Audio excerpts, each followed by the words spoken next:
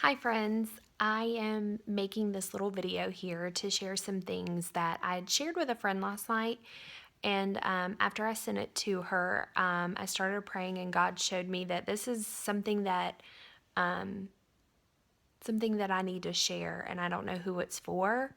But I just wanted to put it out there because I'm trying to be more bold in sharing my faith, not my face. Um, Lord knows I don't have a problem with that. Sharing my faith and things that are going on with me. Making some pretty huge transformations in my life this year, and that will come in a later post. But I just wanted to share these few things with you because she reached out to me in a roundabout sort of way. It was really more so me reaching out to encourage her. But as I was sharing these things with her, I realized that it's probably not just for her. So she really needed some encouragement as far as weight loss is going, and being a woman, and the self worth. And she just really needed some encouragement. So I sent her these 5 things that I've been implementing in my life, and I'm starting to see these tiny victories. And I know that if you apply these to your life, I know that you will start seeing tiny victories as well.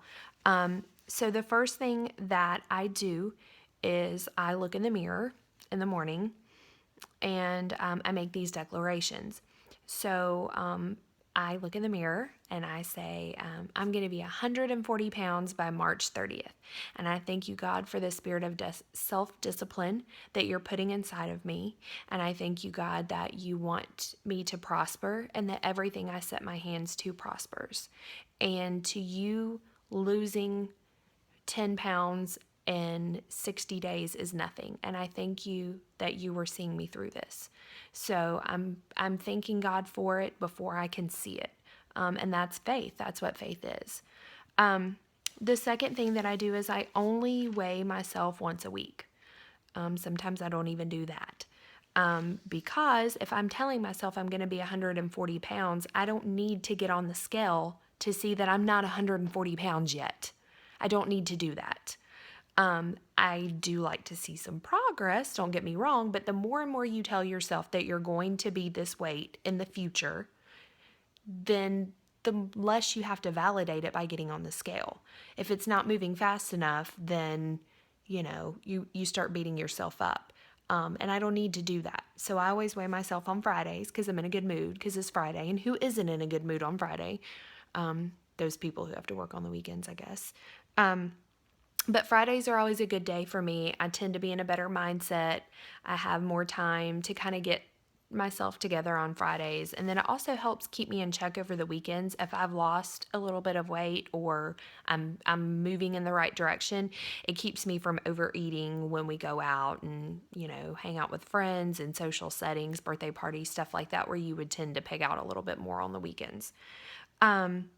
The third thing was, don't give the enemy the satisfaction of stating what the facts are.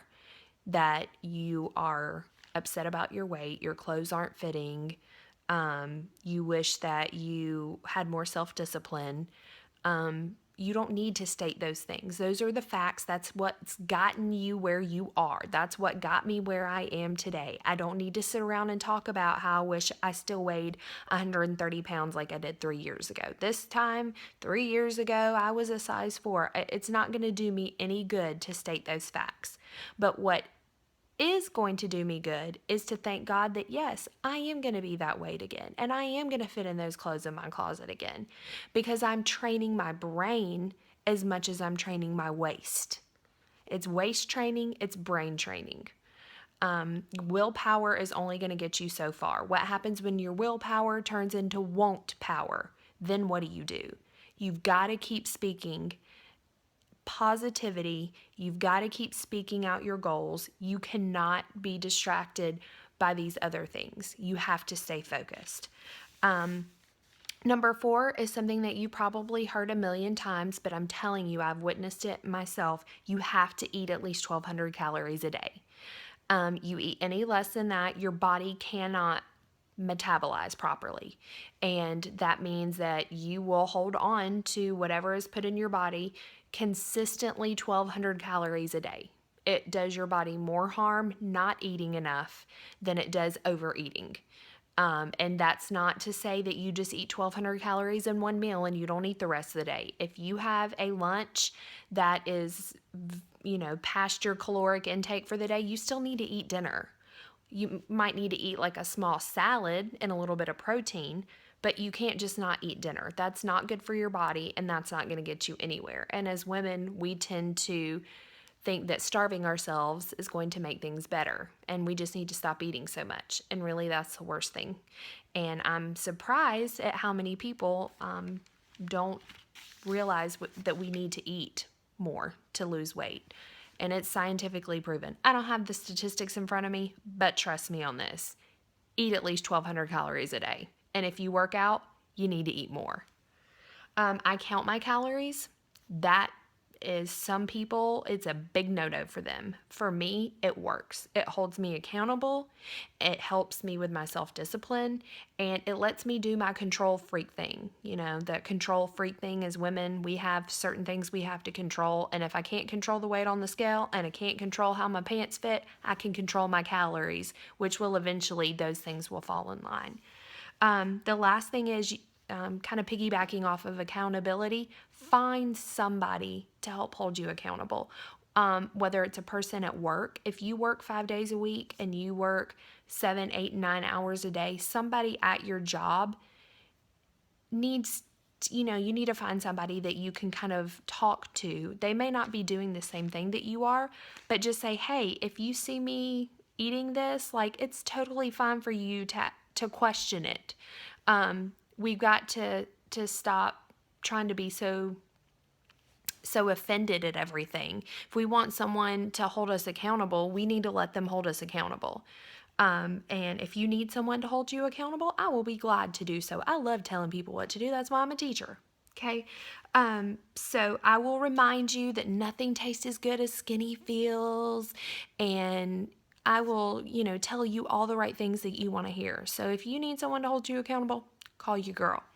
But the last thing is, just know that all the time that we spend antagonizing over our bodies, and all the time that we spend praying and asking God, why can't I lose weight? Please, God, help me lose weight. That is time that we are taking away from praying for other things.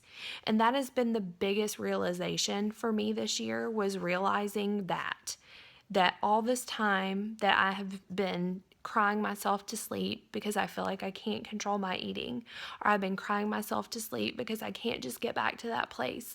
Like, there are people in my life that have way bigger problems than that I could be praying for. And I remember when I was going through my problem of dealing with the death of both of my parents, I just remember